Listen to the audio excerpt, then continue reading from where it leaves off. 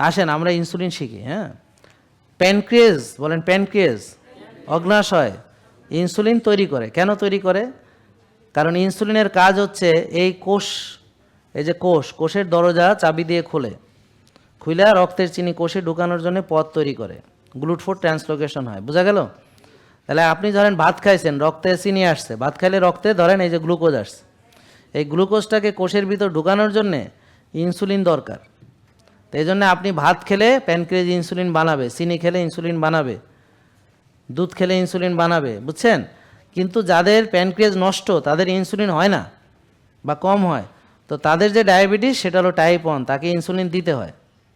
আর যাদের type 2 diabetes তাদের আসলে ইনসুলিন তৈরিও হয়, ইনসুলিন বেশিও থাকে অনেক ক্ষেত্রে, কিন্তু ইনসুলিন কাজ করতে পারে না। কেন? কারণ কোষে অতিরিক্ত চর্বি জমছে।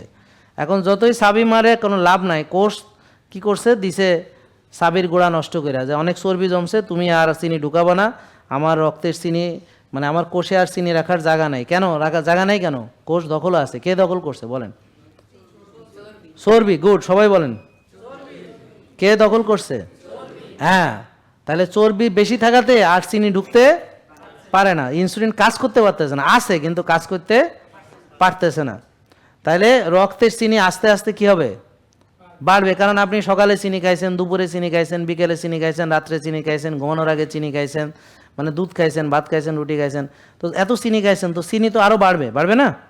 তা এরা কি করে? ওষুধ দিয়ে বা ইনসুলিন দিয়া বাইরে থেকে এইটাকে রক্তের চিনি কোষে ঢুকানো হয় জোর করে। তো এইভাবে চলতে চলতে ধীরে ধীরে চোখ নষ্ট হয়, মানে কোষ নষ্ট হওয়া শুরু হয়, লিভার নষ্ট হয়, কিডনি নষ্ট হয়। এখন বুঝছেন কিভাবে বড় রোগী বানায়? জেকে লাইফস্টাইল লিমিটেড, ওষুধ মুক্ত সুস্থ জীবন।